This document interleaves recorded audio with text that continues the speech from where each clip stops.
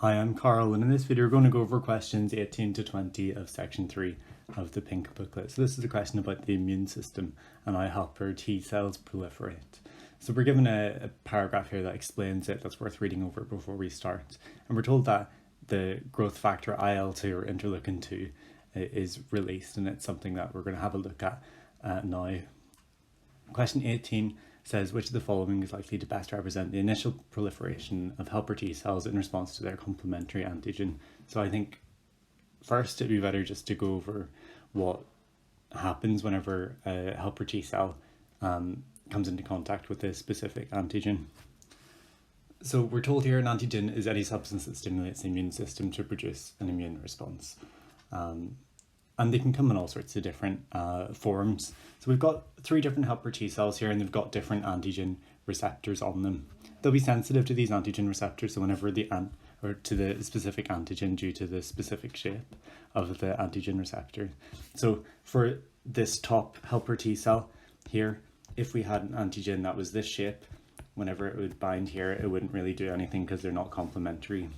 If we had the same thing happen here, again, we wouldn't get the proliferation of those T cells, but the type of T cell that is specific to that antigen, whenever that binds here, what it does is it releases lots of IL-2, and we're told IL-2 is this growth factor. So the point of this is that you get a specific immune response, so that the antigen responsible is what's causing the immune response, and so only helper T cells that would react or be useful in dealing with that particular antigen are being activated. So this wouldn't have a response and this wouldn't have a response because they're not the right type of cell.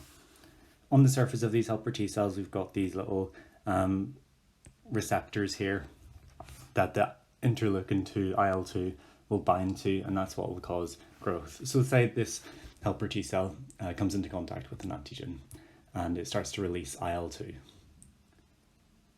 Then we're told that it will stimulate the division of other T cells. So this IL-2 will then go on to bind to another helper T cell. So it's got a receptor on it, and the IL-2 will bind, and then it will produce 2 others. And they will also start releasing IL-2. And of course, these cells will have that specific antigen receptor on it. It won't have this type or that type, and so it means that you get a specific immune response. Now, why is that relevant to this question? Well, if every cell is producing 2 other cells, then you get this sort of exponential growth, and there's a graph here that represents that perfectly. That looks like this. It's got a slow start and then it slopes right up in a smooth fashion because you get this exponential growth because of all this interleukin causing the division of these helper T cells like this. And so that's why the answer for number 18 is going to be C. A similar graph would be D, which has a straight line and then another line here, but there's no reason for this inflection point. There's this smooth exponential growth of T cells that are specific to that particular antigen at the start. Great. So question 19 says, which of the following best explains the value of the process described? The process allows a rapid increase in the number of what? So IL-2 molecules, it does, of course, but we're looking at what the value of this is. And I've sort of already alluded to it a little bit, but what's the point of this? What's useful? So of course you get lots of IL-2 molecules. Each of these helper T cells are capable of producing these IL-2 molecules, so you do get also an exponential growth of the number of IL-2 molecules. But the value of that is that you get more helper T cells, but that's probably not the point. If we look at B, of course, also you get this exponential growth of TH cells, so you get this rapid increase. So that is true. But if we were to look at C, then what about IL-2 receptors on helper T cells? So helper T cells will have IL-2 receptors once they've divided. That's part of their growth, and they'll be responsive to those regardless. The number of receptors might not increase. But the point of this, and I sort of alluded to it with these 3 different types of helper T cells I started with, you're going to get an exponential growth of helper T cells, but they have to be complementary to a specific antigen, so they could be useful in this particular infection.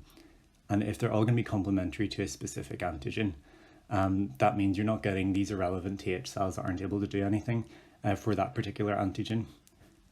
You're only getting growth of the T cells you need. And so that best explains the value of what's happening, because that's what's more useful. So that means that the answer to number 19 is going to be D.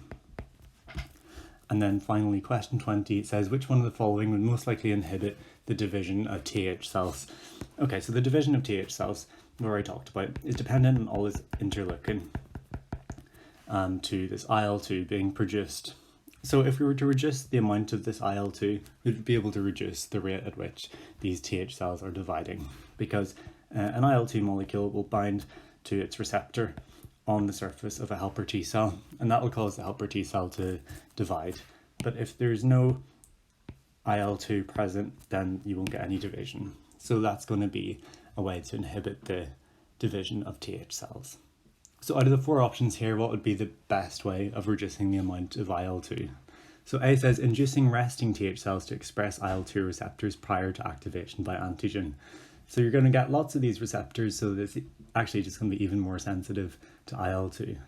B says injecting excess IL-2. Again, that's just going to make the problem worse.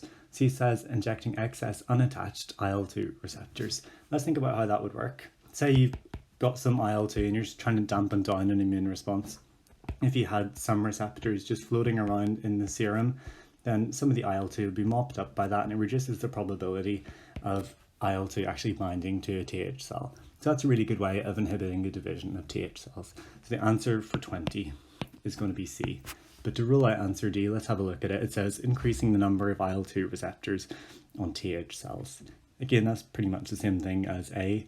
Again, it would really just make the TH cells even more sensitive to IL-2.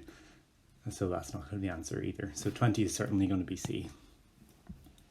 Okay, so that was questions 18 to 20 of section 3 of the pink booklet. I hope that helped. Thanks for watching.